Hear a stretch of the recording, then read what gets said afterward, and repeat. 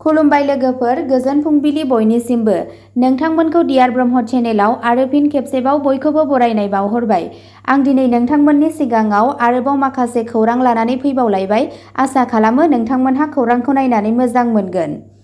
लोगोफोर, दिनैनि खौराङा बांसिन क्राइमनि सायाव जागोन आरो बेजों लोगोसेनो नोंथांमोनहा खौरांखौ नायनानै मोजां मोनोब्ला अन्नानै चेनेलखौ लाइक, साबस्क्राइब, कमेन्ट आरो शेयार खालामनानै होलांब्लानो जाबाय। दिनैनि गिबि खौराङावनो दङ सिडली बियाबनि उफ्रा बिसायख'थिखौ लानानै प्रमद बर'आ हाखु-दाखु दं। 2025 मायथाइनि बिटिसि काउन्सिल बिसायख'थियाव बिजेपि आरो इउपिपिएल दोलोआ आलादा आलादायै खामानि मावनो जागायखाबाय।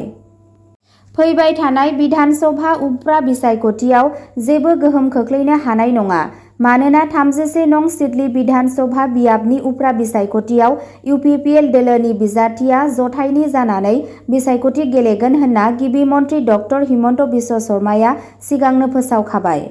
बेबादि थासारियाव जों लोगो हान्जा बादियै उफ्रा बिसायख'थियाव इउपिपिएल, बिजेपि आरो एजेपिआ जयै खामानि मावलांगोन होनना बिटिसिनि गाहाय मावफुं सोद्रोमा प्रमद बर'आ बुंदों।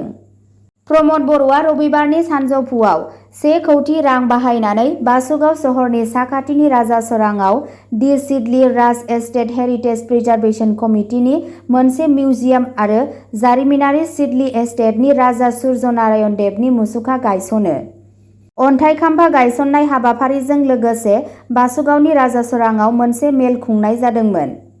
बे मेलाव जारिमिनारि सिडली एस्टेटनि उनमोनगिरि जयेश नारायण देब, सिडली राज एस्टेट हेरिटेज प्रिजार्भेशन कमिटिनि आफादगिरि प्रवीण नारायण देब, नेहाथारि हिरक ज्योति प्रधानि, बोसोनगिरि अमृत नारायण पाटगिरि, भृगुमुनि रय, उपेन रय आरो गोबां सुबुंफोरा बाहागो लादोंमोन।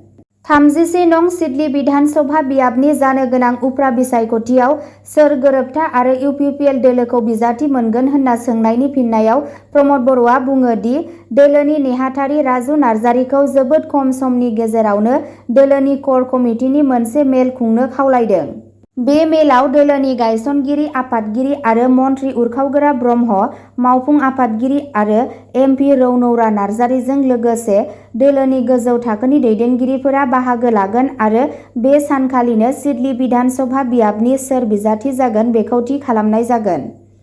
उफ्रा बिसायख'थियाव इउपिपिएल दोलोनिफ्राय बारग' मन्थ्रि चन्दन ब्रह्म आरो आसाम फुटबल एस'सियेसननि नेहाथारि सांग्रां ब्रह्मनि मुं फैदों नामा होनना सोंथि खालामनायाव बर'आ बुङो दि बिसायख'थि जानाय समाव गोबां बिजाथिफोरनि मुं ओंखारदों।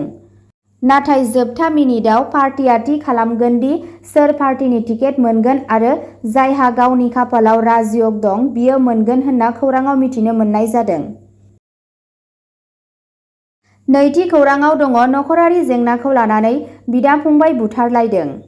मोनसे सोमोनांथाव जाथाय। सनिबारनि हर गेजेराव गलाघाटनि कुरुखा गामियाव मोनसे गिख्रंथाव जाथाय जायो जेब्ला धैर्यजा सैकिया, जायखौ टुटु होननाबो मिथिनाय जायो, बिथाङा गावनि फंबाय प्रवीण सैकियाखौ बुथारदोंमोन।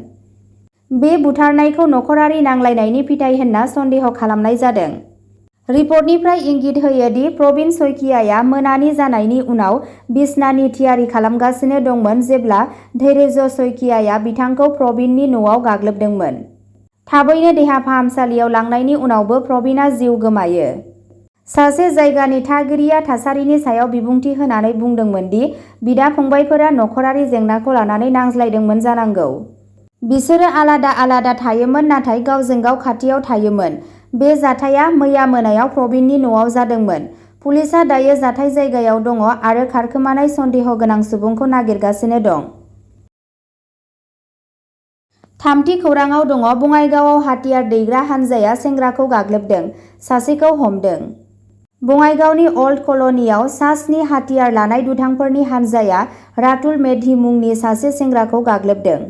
बे जाथाया बाथ्रा दान्थेलायनायजों जागायजेनो आरो मोनसे देहायारि गाग्लोबनायाव बांलाङो, जेराव सासे गाग्लोबग्राया बाराव मोनसे लांदां गुलि गावदोंमोन।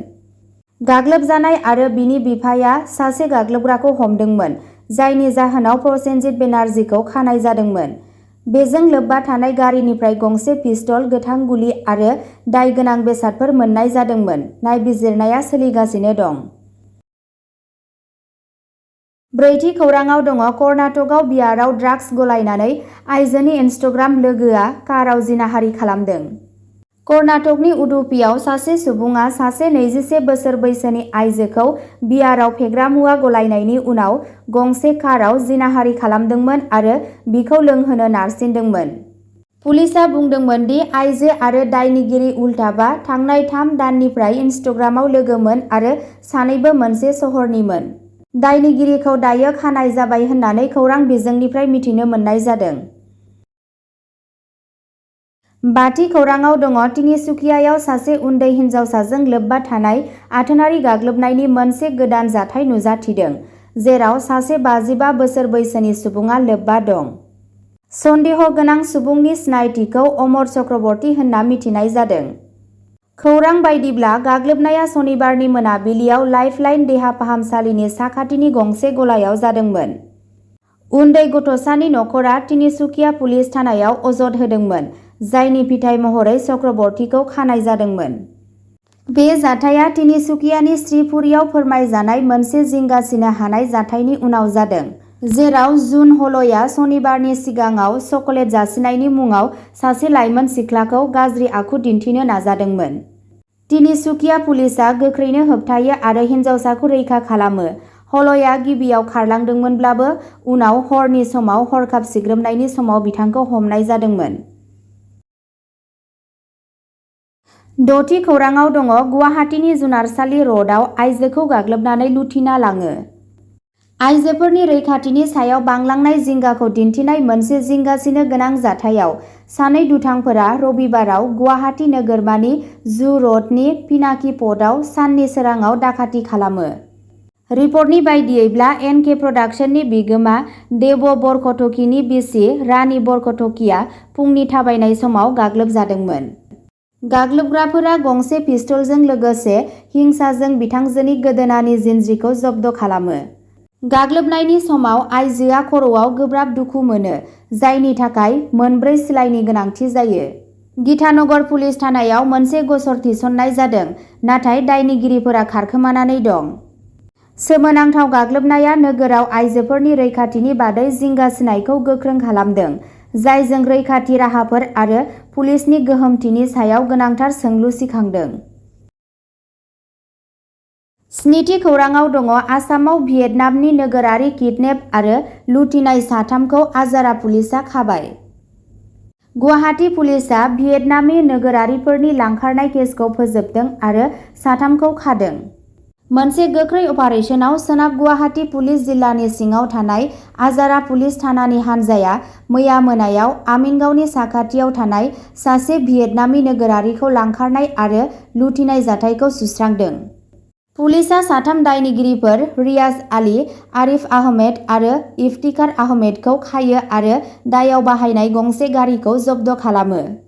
रिपर्टनि बायदियैब्ला ससियेल मिडियायाव लोगो खालामनाय जादोंमोन आरो बिथांनिफ्राय 5 लाख रां, गंसे आपेल वाच आरो गंसे लेपटप लुथिदोंमोन होनना खौराङाव मिथिनो मोननाय जादों।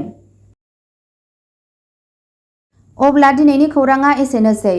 जाय बिथांमोनहा सानसेनि फानजामुथिखौ नायनो गोसो, स्क्रिनाव होनाय चेनेल बड इनफ पइन्टआव थांनानै नायहैनो हागोन। चेनेलनि लिंकखौ डेस्क्रिप्शनाव होनाय जादों।